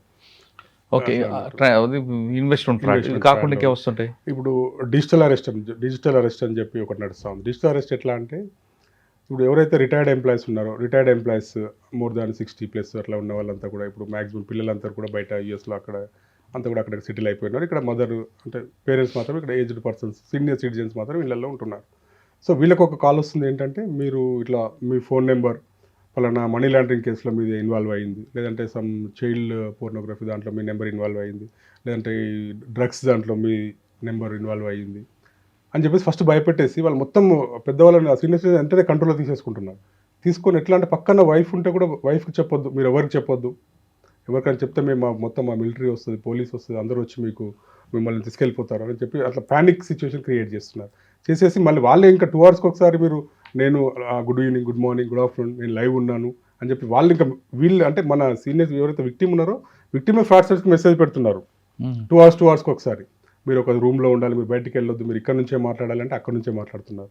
అక్కడ నుంచే మాట్లాడిన తర్వాత డబ్బులు లేవంటే కూడా గోల్డ్ లోన్ తీసుకుంటున్నారు, ఎఫ్డీ తీసుకుంటున్నారు, లోన్ తీసుకుంటున్నారు, తెలియకుండా తీసుకుని అట్లా అంటే కనీసం పక్కన ఉన్న హస్బెండ్కి చెప్తున్నారు, హస్బెండ్ ఉన్నప్పుడు వైఫ్కి చెప్పట్లేదు, ఎవరో ఇద్దరు మాట్లాడుకుంటే సరిపోతుంది. ఆ ఛాన్స్ కూడా ఇవ్వకుండా అట్లా ఆ ట్రాప్లోకి వెళ్ళిపోతున్నారు అన్నట్టు. డిజిటల్ అరెస్ట్ అనేది చాలా ఇంకా అవుతుంది అన్నట్టు. డిజిటల్ అరెస్ట్ ఇంకేమున్నాయి? ఈ మ్యాట్రిమోనియల్ ఫ్రాడ్ కూడా నడుస్తుంది. మ్యాట్రిమోనియల్ ఫ్రాడ్ అంటే మీ దగ్గరికి రెగ్యులర్గా వచ్చే ఎఫ్ఐఆర్లు ఇవే ఉంటున్నాయి. మాక్సిమం ఇన్వెస్ట్మెంట్ ఫ్రాడ్స్లో ఎక్కువ వస్తుంది. ఇన్వెస్ట్మెంట్ ఫ్రాడ్స్, డిజిటల్ ఫ్రాడ్స్, తర్వాత ఈ పార్ట్ టైం జాబ్ ఫ్రాడ్స్ ఎక్కువ అవుతున్నాయి. ఇప్పుడు పిల్లలు చాలామంది ఇంజనీరింగ్ అయిపోయిన పిల్లలు వీళ్ళందరూ కూడా జాబ్స్ కోసం వాళ్ళకి తెలియకుండా అన్ని వెబ్సైట్లలో అన్ని లింక్డ్ఇన్ అని అది అక్కడ ఇక్కడ తెలియకుండా పెట్టేసిన తర్వాత పార్ట్ టైం జాబ్ కోసం అని చెప్పేసి పార్ట్ టైం జాబ్స్ బాగా కంప్లైంట్స్ రిపోర్ట్ అవుతున్నవి. మ్యాట్రిమోనియల్ ఫ్రాడ్స్ ఒకటి వస్తుంది. డిజిటల్ అరెస్ట్ పెద్ద సీనియర్ సిటిజన్స్ కోసం డిజిటల్ అరెస్ట్ ఇవి నడుస్తుంది. బాస్ ఫ్రాడ్ ఒకటే వచ్చింది. బాస్ ఫ్రాడ్స్ కంటిన్యూ వస్తున్నాయి. బాస్ ఫ్రాడ్స్ కూడా బాస్ ఇంపర్సనేషన్ ఫ్రాడ్స్ కూడా కంటిన్యూ వస్తున్నాయి అన్నట్టు. దీంట్లో కూడా ఇప్పుడు అంటే ఎంఎన్సీ కంపెనీస్, రిటైల్ షోరూమ్స్, పెద్ద పెద్ద కంపెనీస్ టార్గెట్ చేసేసి ఫస్ట్ మనం అకౌంటెంట్ని క్యాప్చర్ చేస్తున్నారు, చేసేసి బాస్ లాగా డీపీ పెట్టేసి డీపీ ప్రొఫైల్స్ మార్చేసి స్కామ్ చేస్తున్నారు. సార్ ఇది కాకుండా లేటెస్ట్గా రెంట్ ఏ బాయ్ ఫ్రెండ్ వస్తున్నాయి ఏమన్నా? అది ఇప్పుడు మా దగ్గర అయితే ఇంకా అట్లాంటి కంప్లైంట్ ఏం రాలేదు. ఉన్నాయంటే రెంట్ ఏ బాయ్ ఫ్రెండ్ అసలు అట్లాంటివన్నీ నమ్మొద్దు. అంతా కూడా ట్రాప్స్ అదంతా కూడా అసలు మీరు మీకు తెలియని దాంట్లో సోషల్ మీడియాలో వచ్చేది అది కూడా ఇమ్మీడియట్గా నమ్మాల్సిన అవసరమే లేదు. అది 100% మీకు ఫస్ట్ నమ్మించినట్టు కనపడుతుంది, తెలియకుండానే ట్రాప్లోకి వెళ్ళిపోతాం అన్నట్టు. తర్వాత ఇంకొకటి ఏమవుతుందంటే వీళ్ళు ఇమ్మీడియట్గా కంప్లైంట్ అంటే వీళ్ళు మోసపోయినట్టు తెలియగానే ఇమ్మీడియట్గా కంప్లైంట్ చేయడం లేదు. ఇంకోటి పక్కన వాళ్ళు చెప్పడం కూడా హెజిటేషన్ ఫీల్ అవుతున్నారు. సార్ అఫెన్స్ జరిగిన తర్వాత కంపల్సరీ మన పక్కన ఎవరు మీ ఫ్రెండా, లేకుంటే హస్బెండ్ అయితే వైఫ్కా, లేకుంటే పేరెంట్స్గా ఎవరికొవరు కంపల్సరీ చెప్పాలా. వీళ్ళు చెప్పడానికి హెజిటేట్ ఫీల్ అవుతున్నారు. ఫీల్ అయితే వీళ్ళు లేట్ అయిపోయేసరికల్లా మనకు అకౌంట్స్ అన్ని ట్రాన్స్ఫర్ అయిపోయి మనీ రిఫండ్ చేయడం కష్టం అయిపోతా ఉంది అన్నట్టు. సార్ ఫైనల్గా చెప్పండి, సైబర్ క్రైమ్ జరగకుండా పబ్లిక్ ఎలాంటి జాగ్రత్తలు తీసుకోవాలి? సైబర్ క్రైమ్ జరగకుండా ఏంటంటే ఒకవేళ జరిగింది అనుకోండి ఏం చేయాలి? సైబర్ క్రైమ్ ఏంటంటే ఫస్ట్ ఇన్వెస్ట్మెంట్ దాంట్లో పోయినప్పుడు మనం వెంటనే గ్రీడీనెస్కి అసలు వెళ్ళొద్దు. అత్యాశకు వెళ్ళి మనం డబ్బులు ఇన్వెస్ట్ చేయడం అనేది 100% చేయొద్దు. మనం ఇంత కష్టపడుతున్నాం, మన నెల మొత్తం కష్టపడితే శాలరీస్ ఎట్లా వస్తుందో మనకు తెలుసు. అట్లాంటి ఓరేపు నైటే కరోడ్పతులు అవుతాం అనేది అబద్ధం. 80% నమ్మడానికి వీల్లేదు. ఇప్పుడు ఈ బాస్ స్కామ్ దీంట్లో బాస్ ఇంపర్సనేషన్ స్కామ్ దాంట్లో ఇట్లాంటి దాంట్లో బల్క్ అమౌంట్స్ ట్రాన్స్ఫర్ చేసినప్పుడు ఎట్లుండాలంటే ఇమ్మీడియట్గా మీరు అంటే చాటింగ్స్లో వస్తున్నప్పుడు వాడు ఏం పెడుతుంటే urgent transfer the amount urgent వస్తుందంటే మీరు 100% ఆలోచించాలి. ఇమీడియట్లీ ట్రాన్స్ఫర్ ఎప్పుడు బాస్ మనకి ఇమీడియట్ ట్రాన్స్ఫర్ చేయి 1 crore ఇమీడియట్ అర్జెంట్ చేయండి, అర్జెంట్ అని రాదు. అర్జెంట్ వస్తుందని అంటే మనం ఇమీడియట్ దాన్ని సస్పీషియస్ చేయాల్సిందే. ఇంకొకటి ఏంటంటే బల్క్ అమౌంట్స్ ట్రాన్స్ఫర్ చేయాల్సి వచ్చినప్పుడు మనం కంపల్సరీ మనము బాస్కి అకౌంటెంట్కి మధ్యలో ఒక కోడింగ్ సిస్టమ్ అనే ఉండాలి, లేదంటే కంపల్సరీ కమ్యూనికేషన్ కాల్ మాట్లాడాల్సిందే. డైరెక్ట్ కాల్, ఒక్క సెకండ్ వీడియో కాల్ మాట్లాడినా చాలు, జస్ట్ వీడియో కాల్ చేసి కన్ఫర్మ్ చేసుకోవాలి.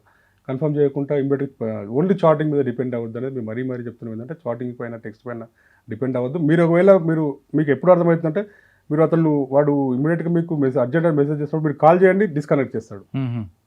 I'm in meeting, I can't talk right now, call me later, ఈ మెసేజ్లు పెడుతుంటాడు. సో మీరు అట్లా 2 సార్లు కాల్ చేయండి, 2 సార్లు అదే మీరు ఎన్నిసార్లు కాల్ చేసి మీరు అదే వెళ్తే 100% మీకు కాల్లోకి అటెండ్ అవ్వడు. అంటే మీరు 100% సస్పెక్ట్ అని అనుకోవచ్చు. సో ఇమ్మీడియట్గా ట్రాన్స్ఫర్ చేసే ముందు చిన్న టిప్స్ అన్నట్టు ఇవన్నీ కూడా. ఒకసారి కంపల్సరీ కాల్ మాట్లాడడము, జస్ట్ అవకాశం ఉంటే వీడియో కాల్ మాట్లాడడము, డైరెక్ట్ కాల్ మాట్లాడడము, డైరెక్ట్ అయినా కాల్ మాట్లాడాలా, లేదంటే మీ ఇద్దరికి ఏదైనా సపరేట్ కోడింగ్ అనే ఉండాలా. బాస్ అయినా సరే ఒకసారి కాల్ నష్టం ఏం లేదు. 1 crore పంపిస్తున్నప్పుడు ఒక్క క్షణం మాట్లాడడానికి నష్టం లేదు. ఏముంది, ఒక సెకండ్ మాట్లాడి పంపిస్తున్నాను ఓకేనా, జస్ట్ అంతే. లేదా మీ ఇద్దరికి ఏదైనా మీ ఇద్దరికి సంబంధించిన కోడ్ పెట్టుకోండి అకౌంట్ ట్రాన్స్ఫర్ చేసుకున్నప్పుడు. అది అంతా పంపక ముందు చేయాలి, పంపక ముందే పంపినాక సార్ వచ్చిందా అని చెప్పి కాల్ చేస్తున్నారు ఇక్కడ, అట్లా వేస్ట్ కదండి. పంపక ముందు మన చిన్న టిప్స్ అంతే, జస్ట్ ఆ 2-3 టిప్స్ తోటి మనకు ఫ్రాడ్స్టర్ చేతిలో మోసపోకుంటుంటాం. ఓకే, ఒకవేళ జరిగింది అనుకోండి, ఇప్పుడు ఏం చేయాలి? 193 వెళ్ళాలా, లేదు అంత మంచి కార్యక్రమం చూసుకొని వాడిని చెప్పి వీడిని చెప్పి మీ దగ్గర రావాలా? అసలు ఎప్పుడైనా అంటే ఎనీ క్రైమ్, సైబర్ క్రైమ్స్లో ఎప్పుడు ఎనీ టైప్ ఆఫ్ ఎంఓ వచ్చినా కూడా, ఏది వచ్చినా కూడా ఇమ్మీడియట్గా మీరు ఎవరికి చెప్పడం అనే దానికంటే ముందు 193 వరకు చెప్పండి ఫస్ట్. నేను ఇంట్లో వాళ్ళకి చెప్పాలా, వీళ్ళకి చెప్పాలా, అదంతా సెకండరీ. మీకు ఇప్పుడు నాకు జరిగిందంటే నేను ఇమ్మీడియట్గా నా ఫాదర్కి చెప్పాలా, మదర్కి చెప్పాలా, ఎవరికి అవసరం లేదు. ఇమ్మీడియట్గా 193 వరకు చెప్పాలి మీరు అంతే. 193 చెప్పాలి, ఎన్సీఆర్బీ పోర్టల్లో మీరు అప్లోడ్ చేయాలి. అది ఫస్ట్ చేయాల్సింది. తర్వాత మీరు అందరికి చెప్పండి. అంతేగాని ఎక్కడ హెసిటేషన్ ఫీల్ అవ్వాల్సిన అవసరం లేదు. మోసపోయినా తెలియకుండా మోసపోయినా అయిపోయింది, దాని వాళ్ళు తెలియకుంటే మోసపోయింది. సో దాన్ని ఇంకా మీరు భయపడి ఇంకా వాళ్ళు ఇంకా డిప్రెషన్లోకి వెళ్ళిపోతున్నారు. మెయిన్ ఇది అంటే లోన్ యాప్స్ వస్తున్నాయి. లోన్ యాప్స్లో పిల్లలు అన్ఎంప్లాయ్స్ పిల్లలు 3,000 4,000 తోటి ఫస్ట్ లోన్ తీసుకుంటున్నారు. తర్వాత వాడు ఇప్పుడు సపోజ్ మనం ఒక 50,000 లోన్ తీసుకుంటే వాడు మనకి ఇస్తున్నప్పుడు 39,000 ఇస్తాడు, 11,000 కట్ చేసుకుంటారు. కడుతున్నప్పుడు మాత్రం వాళ్ళు 65,000 కట్టమంటారు. అది కట్టడం, అది ఈ క్రమంలో లోన్ యాక్సెస్ క్రమంలో మనం తెలియకుండా మనకి అన్ని యాక్సెస్ ఇచ్చేస్తున్నాం. మన ఫోన్ కంట్రోల్ అన్నిటికీ ఓకే ఎల్లో అని చెప్పి కొట్టేస్తున్నాం. సో ఆటోమేటిక్గా మన డేటా మొత్తం ఆ ఫ్రాడ్స్టర్ చేతిలోకి వెళ్ళిపోతుంది. ఈవెన్ మన కాంటాక్ట్స్, మన గ్యాలరీలో ఉన్న ప్రతి ఫోటో, అంటే యాజ్ ఇట్ ఈజ్ ఒక ఫోన్ అక్కడ తయారవుతుంది. మన ఫోన్లో ఏముందో 100% అక్కడే యాజ్ ఇట్ ఈజ్ ఇంకో ఫోన్ ప్యారలల్గా ఇంకో ఫోన్ మన చేతిలో ఉంటాయి. తర్వాత ఏం చేస్తారంటే దీంట్లో ఇంకొక లోన్ యాప్లో ఏం జరుగుతుందంటే మనకి ఇప్పుడు యాక్సెస్ అంతా అతని చేతిలో పోయినప్పుడు ఓటీపీలు కూడా వాళ్ళకే వెళ్తుంటాయి, మనకేం తెలియదు. సో మనకి ఇప్పుడు 50,000 తీసుకుంటే మనం 60,000 కట్టేస్తున్నాం. తర్వాత మనకు తెలియకుండా ఏం చేస్తున్నాడు, మళ్ళీ ఒక 50,000 వేస్తున్నాడు. ఇమ్మీడియట్గా క్రెడిట్ డెబిట్ ఇమ్మీడియట్గా జరుగుతుంటుంది అన్నట్టు. సో 50,000 మన అకౌంట్లో వేస్తాడు, ఇమ్మీడియట్ 50,000 డ్రా చేసేస్తాడు. కానీ అది మన నోటీస్లో ఉండదు. మళ్ళీ తర్వాత ఏంటంటే నెక్స్ట్ డే మళ్ళీ ఒక 50,000 వేస్తాడు, 50,000 అంటే ఆటో డెబిట్ ఆటో క్రెడిట్ చేసేస్తుంటాడు. ఆటో డెబిట్ అవుతుంది, ఆటో క్రెడిట్ అవుతుంది. మనకు తెలియదు. వాడు మళ్ళీ కాల్ చేసి నేను 50,000 తీసుకున్నా కదా, పే చేయండి అంటే, నేను ఎప్పుడు తీసుకున్నా అని చెప్తే మీరు స్టేట్మెంట్ చూడండి అంటే, మన స్టేట్మెంట్లో మనకు వచ్చినట్టుగా ఉంటుంది, అంటే క్రెడిట్ అవుతుంది, డెబిట్ అవుతుంది, కానీ అది మన నాలెడ్జే ఉండదు. లేదు మీరు ఇప్పుడు ఇవ్వకపోతే మీ ఫొటోస్ నా దగ్గర ఉన్నాయి, మీ ఫొటోస్ మొత్తం ఉన్నాయి, నీ కంపెనీ డీటెయిల్స్ మొత్తం నా దగ్గర ఉన్నాయి, మీ కంపెనీకి నేను మెయిల్ పెడతాను, మీ ఫొటోస్ నీ ఫ్రెండ్స్కి పంపిస్తాను, నీ అందరి నెంబర్లు పేర్లను వాడు అనౌన్స్ చేస్తుంటాడు. సో ఈ అమ్మాయిలు అబ్బాయిలు వీళ్ళు ఎవరైతే తీసుకున్నారో వీళ్ళు ప్యానిక్ అయిపోయి ఒక లోన్ తీసుకోవడం కోసం వాడు మన దగ్గర డబ్బులు లేవని చెప్తే వాడు మాకు తెలిసిన వేరే లోన్ యాప్స్ ఉన్నాయి, మీరు అందరి నుంచి తీసుకోండి అని వేరే లోన్ యాప్స్ కూడా వాడే ఇంట్రొడ్యూస్ చేస్తాడు. ఈ మా సిస్టర్ లోన్ యాప్స్ ఇవి, మా అంటే సిస్టర్ కంపెనీస్ ఇవి, మీరు దాంట్లో తీసుకుని అందులో కూడా సేమ్ ఇంట్రెస్ట్ ఉంటుంది అని చెప్పేసి వాడే ఇంట్రొడ్యూస్ చేస్తాడు. సో దాంట్లో తీసుకుంటా అంటే ఇప్పుడు ఒక ఇంట్లో నుంచి లోన్ ఇక్కడ నుంచి లోన్ తీసుకొని వేరే యాప్లో కడతారు, అక్కడ నుంచి లోన్ తీసుకొని వాళ్ళు ఇంకో దగ్గర కడతారు. అంటే వాళ్ళకి తెలియకుండా ఒక దాంట్లో తీసుకొని ఇంకో దాంట్లో లోన్ వేసేది వాడే, తీసుకునేది వాడే, కానీ స్టేట్మెంట్ మాత్రం మన దాంట్లో కనపడుతుంది, మన పేరు మీద ఉంటుంది. సో నువ్వు కట్టకపోతే ఫోటో మీద ఫార్మల్ కొన్ని ఫోటోలు ఫస్ట్ జనరల్ ఫోటోస్ పంపిస్తాడు, ఇంకోటి అసలు ఇంకోటి కట్టకపోతే కొంచెం అంటే అట్లా మార్ఫుడ్ చేసి పంపిస్తుంది. తర్వాత నేకెడ్ ఫోటోస్, న్యూడ్ ఫోటోస్ పంపిస్తుంది. అది కూడా ఎవరికి, మన పేరెంట్స్కి, మన ఫ్రెండ్స్కి, వాళ్ళందరికీ పంపిస్తుంది. ఈ అమ్మాయి ఇదంతా జరిగేసరికి ప్యానిక్ అయిపోయి చాలా డిప్రెషన్లోకి వెళ్ళిపోతున్నారు. వాళ్ళకి తెలియకుండానే మల్టిపుల్ లోన్స్, మా దగ్గర ఒక రీసెంట్గా ఒక కంప్లైంట్ వచ్చింది, ఆల్మోస్ట్ ఆమె 45 లోన్ యాప్లలో తీసుకుంది. ఆమె ఫస్ట్ తీసుకుంది కానీ ఓన్లీ 30,000 లోన్ తీసుకుంది. 30,000 నుంచి ఆటో డెబిట్ 1 crore వరకు వెళ్ళిపోయింది. వాళ్ళు వేస్తున్నారు, వాళ్ళే తీసుకున్నారు. ఈ అమ్మాయి శాలరీ కూడా పడితే ఈ అమ్మాయి శాలరీ కూడా వాళ్ళకి డిడక్ట్ అయిపోయింది. అయ్యో, అంటే ఓటీపీస్ అంతా వాళ్ళ చేతిలోకి వెళ్ళిపోతుంది, యాక్సెస్ అంతా వాళ్ళ చేతిలో ఉంటుంది. ఈ అమ్మాయికి అసలు మళ్ళీ స్టేట్మెంట్ చూసాక ఏం తెలియదు. మరి ఎలా దానికి సో దీంట్లో ఏంటంటే అసలు మనము లోన్ ఆ యాప్స్ కేసులో మరి ఏం చేశారు? అమ్మాయి కంప్లైంట్ ఇస్తే వాళ్ళు పట్టుకున్నారా? ఇప్పుడు వాళ్ళు ఏంటంటే వాళ్ళు కంపెనీకి మెయిల్స్ పెట్టినారు. కంపెనీకి మెయిల్ పెడితే మనం ఒక ఏ మెయిల్ నుంచి వచ్చింది, ఏ మెయిల్ నుంచి వచ్చింది, మెయిల్ ఐపీ అడ్రస్లు తీసుకున్నాం. ఐపీ అడ్రస్ అది ఎక్కడి నుంచి జనరేట్ అయింది, సో దానికి లింక్ ఉన్న మొబైల్ నెంబర్ ఏంటనేది అట్లా ఇన్వెస్టిగేషన్ చేసుకుంటూ వెళ్ళి వాళ్ళని ట్రాక్ చేసుకున్నాం. మనం ఎవరెవరైతే హరాస్మెంట్ కొంతమంది ఇంటి దగ్గర పంపిస్తున్నారు వాళ్ళని కూడా పట్టుకోవడం జరిగింది, వాళ్ళు కూడా అరెస్ట్ చేయడం జరిగింది. అమ్మాయికి రిలీఫ్ వచ్చింది సార్? అమ్మాయికి మనము ఆల్రెడీ వాళ్ళని అరెస్ట్ చేయడం జరిగింది. వాళ్ళను ఎక్కడి నుంచి వచ్చిన మెయిల్స్ వచ్చి జనరేట్ చేసినారు అనేది అంతా కూడా వర్కౌట్ చేయడం జరిగింది. దీంట్లో ఏంటంటే మనం ఫస్ట్ అసలు లోన్ ఆన్లైన్లో సోషల్ మీడియా లోన్ యాప్లకి 100% మనము వెళ్ళొద్దు. తెలుసుంటే మీ ఫ్రెండ్స్ దగ్గర తీసుకోండి, ఇంకొకరి దగ్గర తీసుకోండి, అంతే తప్ప అసలు సోషల్ మీడియా లోన్ యాప్లకి పోద్దనేది మళ్ళీ చెప్తున్నాం అన్నట్టు. తెలియకుండా చాలా డిప్రెషన్ వెళ్ళిపోయి ఫ్యామిలీస్ కొలాప్స్ అయ్యే పరిస్థితి వస్తుంది లోన్ యాప్స్ ద్వారా. ఇది కూడా ఒక వెరీ డేంజరస్ అయిపోతుంది. సార్ ఫైనల్గా చెప్పండి, పబ్లిక్ మీరు చేసే అప్పీల్ ఏంటి? ఏమిటంటే సోషల్ మీడియాలో మనకు తెలియని వ్యక్తులతో మనం ఎప్పుడు కూడా మాట్లాడొద్దు. మనం తెలియని వాళ్ళకి మనం ఎప్పుడు కూడా మన ఓటీపీ షేర్ చేయొద్దు. ఇప్పుడు ఏపీకే ఫైల్స్ ఆర్టీఓ ఛాలెంజ్ అని వస్తుంటుంది. ఇట్లాంటి ఏపీకే ఫైల్స్ వచ్చినప్పుడు వీటి టెన్షన్ పడాల్సిన అవసరం లేదు. మీరు వెంటనే ఏ ఏపీకే 80% రాగానే వెంటనే మనం డిలీట్ చేసేయాలి, దాన్ని డిలీట్ చేసేయండి. సోషల్ మీడియాలో మనం తెలియని వ్యక్తితో మాట్లాడే పని లేదు. 80% మాట్లాడొద్దు. లోన్ యాప్స్లకి వెళ్ళవద్దు, లోన్ యాప్స్కి వెళ్ళాల్సిన పని లేదు. మనకు తెలియకుండా మన ఫ్యామిలీ ఫొటోస్ అన్నీ కూడా మీరు ఎక్కడ పడితే అక్కడ సోషల్ మీడియా ప్లాట్ఫామ్లలో అప్లోడ్ చేయొద్దు. వాడు ఎవడో కూడా అన్నీ కూడా వాడు క్యాప్చర్ చేస్తూనే ఉంటాడు. సో ఒకవేళ మీకు తెలియకుండా జరిగితే ఇమీడియట్గా 4930 కంప్లైంట్ చేయడం, లేకుంటే కన్సర్న్ లోకల్ పిఎస్కి కంప్లైంట్ చేయడం. ఇది ఇమీడియట్గా చేయాలని చెప్పి మేము కోరుకుంటా ఉన్నాం. ఆఫ్లైన్లో మనం ఎంత అలాటుకుంటామో ఆన్లైన్లో అంతకన్నా ఎక్కువగా అలాట్ ఉండాలంటారు మన్మోహన్ గారు. గుర్తు తెలియని వ్యక్తి బస్టాండ్లో మన దగ్గరకు వచ్చి ఫోన్ నెంబర్ అడిగితే ఇవ్వము అనే మనము ఆన్లైన్లోకి వెళ్ళిన తర్వాత గుర్తు తెలియని వ్యక్తి మనకి ఫ్రెండ్ రిక్వెస్ట్ పంపగానే మనం వేస్తాం. ఇక్కడే మనం దెబ్బ పడుతుంటాం.